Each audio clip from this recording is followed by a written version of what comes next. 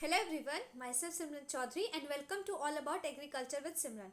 आज हम लोग फर्स्ट लेक्चर लेने वाले हैं मशरूम कल्टीवेशन का। इसमें हम लोग देखेंगे मशरूम के बारे में, जानेंगे उसकी क्या क्या क्वालिटीज़ होती हैं, उसका क्या इंपॉर्टेंस है, यूजेज है, वो इस वीडियो में हम लोग कवर करेंगे। तो चलिए स्टार्ट करते हैं। सबसे पहले हम थोड़ा ऐसे जानते हैं कि मशरूम क्या है। एक्चुअली में आप जानते होंगे कि मशरूम जो है, ऐसा नहीं है कि अभी मतलब ट्रेंड में तो ये अभी कुछ सालों से आया है, बट वैसे मशरूम का कल्टीवेशन कई सालों से, ऑलमोस्ट 60s में 1650s के आसपास से इसका कल्टीवेशन हो रहा है। ठीक है, धीरे धीरे ये काफ़ी ज़्यादा इंपॉर्टेंस में आया। उसी टाइम से इसको एक स्पेशल आइटम, फूड आइटम के तौर पे देखा जाता था।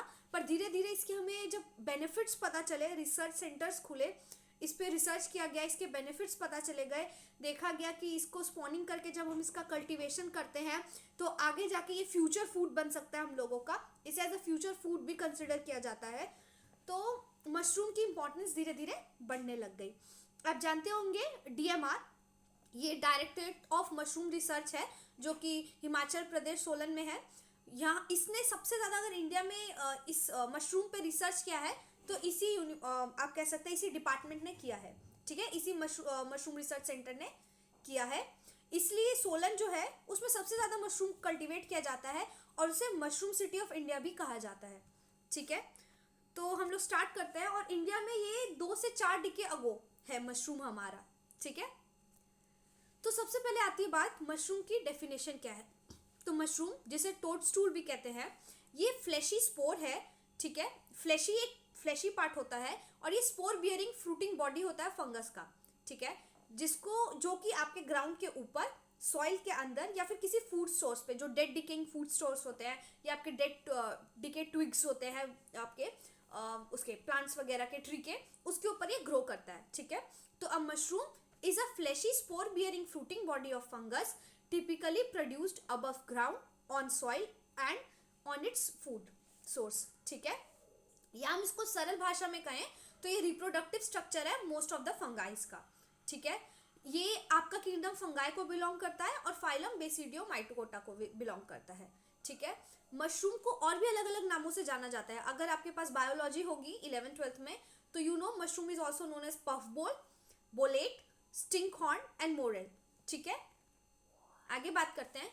तो ये आप देख रहे हैं मशरूम का स्ट्रक्चर। देखिए, मशरूम बहुत सारी पॉजिटिव पॉइंट्स रखता है। ठीक है, हेल्थ के लिए बहुत बेनिफिशियल है। अभी आप देखेंगे इसमें बहुत सारे अमीनो एसिड, एसेंशियल जितने आपके एसिड्स हैं, प्रोटीन है, विटामिन है, फैट कम, आपका कार्बोहाइड्रेट कम। ठीक है, ये सब चीज़ इसके अंदर है। लेकिन इसके लिए आपको जानना पड़ेगा कि आपका जो मशरूम है वो एडिबल है कि नॉन एडिबल है। क्योंकि जहाँ एडिबल मशरूम इतनी सारी पॉजिटिव क्वालिटीज रखता है, वहीं आपका जो नॉन एडिबल मशरूम है उसमें पॉइजनस प्रॉपर्टीज होती हैं। ठीक है, उसे खा के अगर एनिमल्स को ज़्यादातर देखा गया है, उसे खा के वो मर जाते हैं या फिर पागल हो जाते हैं या फिर उनको ब्लाइंडनेस होने लगता है, वॉमिटिंग होने लगती है। ठीक है, उनकी इवन रिप्रोडक्टिव हेल्थ को भी काफ़ी इफेक्ट करता है। तो इसलिए इस बारे में जानना कि कौन सा मशरूम एडिबल है और कौन सा मशरूम नॉन एडिबल है, ये बहुत ज़्यादा ज़रूरी हो जाता है। ठीक है, और हमारे जो रिसर्च सेंटर्स हैं उस पर भी ये सारा वर्क सबसे ज़्यादा होता है। ठीक है, कल्टीवेशन के बाद। और आप देखेंगे वर्ल्ड में मोस्टली जो है ना, आपके 5 मशरूम्स हैं जो काफ़ी ज़्यादा, मतलब ऐसे तो बहुत मशरूम है, लेकिन जो 5 मशरूम है वो वर्ल्ड में काफ़ी ज़्यादा फेमस है। आपका बटन मशरूम, आपका ऑयस्टर, ठीक, paddy mushroom, paddy straw mushroom जिसको हम लोग कह देते हैं, आपका मिल्की, शिटाके, और जो चाइनीज़ मशरूम है वो भी आजकल क्या मतलब चाइना का है वो बेसिकली मशरूम, लेकिन वो भी काफ़ी ज़्यादा प्रॉपर्टीज़ अपने अंदर रखता है, तो वो भी इंपॉर्टेंस में आ जाता है। लेकिन मेनली जो हम पढ़ेंगे इन्हीं 5 को आसपास पढ़ेंगे। ठीक है, शिटाके मशरूम तो बहुत ज़्यादा एक्सपेंसिव भी है क्योंकि उसमें बहुत सारी मेडिसिनल प्रॉपर्टीज़ होती हैं। ठीक है, इवन मशरूम आपका एंटी कैंसरस भी होता है। आगे हम इसके यूजेज में ये सब चीज़ें जानेंगे। तो मैंने आपको बोला ना, एडिबल और नॉन एडिबल मशरूम्स होते हैं। ठीक, एडिबल मशरूम और नॉन एडिबल को ही आप टोडस्टूल बोलते हैं। तो स्टार्ट करते हैं। एकदम इतना कुछ बहुत बड़ा नहीं होता है, इसको आप ऐसा नहीं है कि आप नहीं दे सकते हैं। ये वो प्रॉपर्टीज़ हैं जो आप अपने आप से देख सकते हैं। ठीक है, आपको इसके लिए रिसर्च सेंटर पे जाने का ज़रूरत नहीं है। जो आपका एडिबल मशरूम होता है वो नॉन पॉइजनस होता है, सबसे पहली बात। और वही आपका नॉन एडिबल जो होता है वो पॉइजनस होता है। जो मशरूम का कैप होता है, ठीक है, वो पील्ड किया जा सकता है। ठीक, और वो नॉर्मली वुड पे ग्रो करता है। वहीं जो आपका नॉन एडिबल वाला है उसके अंदर वाइट गिल्स या स्किट्स रिंग होती है उसके स्टेम पे, ठीक है। और वो रिंग शेप में हो सकता है, आपका बल्बस हो सकता है, या सैक लाइक उसका आपका नीचे का जो बेस है वो एकदम मोटा होगा, ठीक है, बल्बस होगा, सैक लाइक होगा। और उसकी जो कैप होती है वो रेड कलर की होती है, ये देखो, है ना, ये रेड कलर की, ठीक है, इसका ये बल्बस होता है। और वहीं जो आपका नॉर्मल मशरूम होगा उसका ये नॉर्मल होगा, इतना ज़्यादा बल्बस नहीं होगा, और उसका कैप जो है इजीली आप पील आउट कर सकते हैं, ठीक। एग्जाम्पल के तौर पे आपका ये वाइट बटन मशरूम, और यहाँ पे एग्जाम्पल के तौर पे आपका एमिंथा मस्कैरिया, ठीक।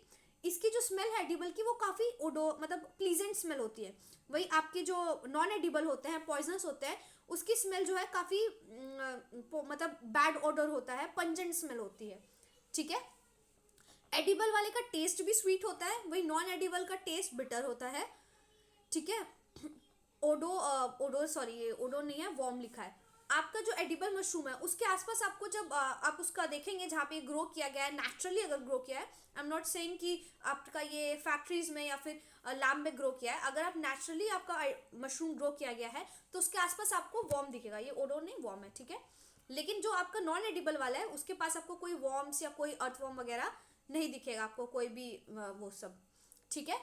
आपका एडिबल मशरूम के कैप में कोई स्केल्स नहीं होते हैं, लेकिन आपको जो नॉन एडिबल है उसकी कैप में आपको स्केल्स दिखेंगे, ठीक है, और काफ़ी ज़्यादा प्रोमिनेंट होते हैं वो स्केल्स।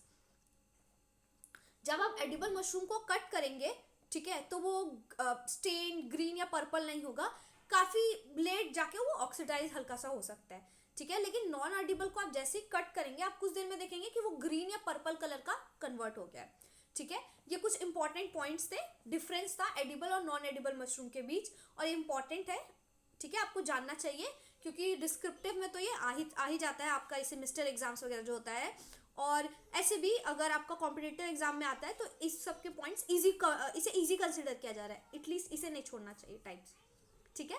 आगे देखते हैं, ये देख रहे हैं आप, एडिबल नॉन एडिबल मशरूम्स हैं। अब हम बात करते हैं इंपॉर्टेंस ऑफ मशरूम की। ये जो इस साइड में आपको दिख रहा है स्ट्रक्चर, यही होता है मशरूम के अंदर जो रिंग होता है, ठीक है। ये आपका कैप हो गया, इसकी कैप के ऊपर आपको स्केल्स दिखेंगे ये टाइप का, ठीक है, या इसमें भी क्लियर नहीं है, आप यूट्यूब पे देखेंगे, अगर गूगल पे सर्च करेंगे तो आपको दिख जाएगा। अभी हम क्लासिफिकेशन में देखेंगे अलग अलग टाइप के स्केल्स जो कि गिल्स पे प्रेजेंट होते हैं, ठीक है। ये आपका कैप हो गया, इसके जो नीचे का पोर्शन होता है अभी हम देखेंगे अच्छे से, जब इसका डिटेल एनालिसिस करेंगे तो यहाँ जो नीचे होगा वो आपका गिल्स होता है, ठीक, उसमें ऐसे ऐसे लाइन्स बनी होती हैं। ये आपका स्टेम हो गया, ये इसमें रिंग्स बने हुए हैं, ठीक है। ये जो नीचे का लोअर पोर्शन है इसको हम लोग वोल्वा कह देते हैं, और इसके नीचे जब आप इसको तोड़िएगा तो देखेंगे आप माइसीलियम थ्रेड्स होंगी, ठीक। इसके बारे में हम डिटेल में नेक्स्ट लेक्चर में कवर आउट करेंगे। अब बात करते हैं मशरूम की इंपॉर्टेंस की, ठीक है, इसे आप यूसेज भी कह सकते हैं। तो मशरूम की इंपॉर्टेंस, मशरूम जो है एज अ फूड बहुत ही पुराने टाइम से यूज हो रहा है, मैंने आपको स्टार्टिंग में भी ये बात बोली थी। क्यों? क्योंकि रिच होता है प्रोटीन में, कार्बोहाइड्रेट्स में, विटामिन में, ठीक है। मशरूम की जो कैलोरिक वैल्यू होती है वो काफ़ी कम होती है, इसलिए आप ये ज़्यादातर हार्ट पेशेंट या फिर डायबिटिक पेशेंट्स और इवन जो वेट लॉस को कंसिडर करना चाहते हैं उनको भी मशरूम काफ़ी ज़्यादा बोला जाता है, ठीक है, रिकमेंड किया जाता है। ये रिच होता है प्रोटीन में आपके सीरियल्स, फ्रूट्स और वेजिटेबल के कंपैरिजन में, मतलब जितना रिच आपके ये सीरियल्स, फ्रूट्स और वेजिटेबल है प्रोटीन में, उतना ही रिच आपका मशरूम भी होता है प्रोटीन के मामले में, ठीक है। ये 3.7% प्रोटीन अपने अंदर रखता है, ठीक, 2.4 carbohydrate, 0.4 fat, 0.6 minerals and 91% water, mainly ये वाटर का बना होता है, ठीक है। इसमें 91% वाटर मॉइस्चर है, इसीलिए ये आपको डिहाइड्रेशन से भी बचाता है, ठीक है, और आपकी स्किन में ग्लो लाता है। अभी हम लोग जब इसकी न्यूट्रिशनल वैल्यू देखेंगे तो देखेंगे कि कितना ज़्यादा ये हमारे हेल्थ के लिए बेनिफिशियल है। इसमें ऑलमोस्ट जितने हमारे 9 एसेंशियल अमीनो एसिड्स है वो इसके अंदर हैं, ठीक है। ये बहुत ही एक्सीलेंट सोर्स है आपका थायमीन यानी विटामिन बी, राइबोफ्लेविन यानी विटामिन B2, नियासिन, बायोटीन, मतलब आपका जो विटामिन बी कॉम्प्लेक्स है ना वो सब इसके अंदर है, फोलिक एसिड साथ साथ में है, vitamin C, D, A and K भी है, ठीक है। ये काफ़ी कुछ कुछ जो पर्टिकुलर है उनमें आपका विटामिन E भी मिल जाता है कुछ में, ठीक है। ये लो होते हैं कैलोरीफेरिक वैल्यू में। आपको मैंने स्टार्टिंग बताया कि कैलोरिक वैल्यू इनकी काफ़ी लो होती है, इसीलिए सूटेबल है आपका बीपी और डायबिटिक पेशेंट्स के लिए। इसमें एंटी कैंसरस प्रॉपर्टीज भी होती है, एंटी ट्यूमर प्रॉपर्टीज होती है। ये आपका स्टेमिना इंक्रीज करता है, आपकी डेली प्रोडक्टिविटी को इंक्रीज करने में हेल्प करता है।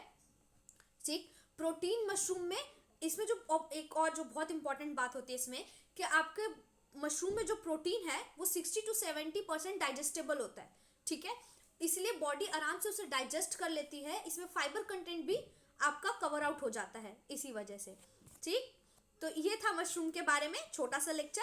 इसमें हमने 2 पॉइंट्स कवर किए कि मशरूम क्या है और उसकी क्या इंपॉर्टेंस है। अब नेक्स्ट मशरूम का जो हम पढ़ेंगे उसमें इसकी हम न्यूट्रिशनल वैल्यू देखेंगे, वो भी छोटा सा वीडियो रहेगा।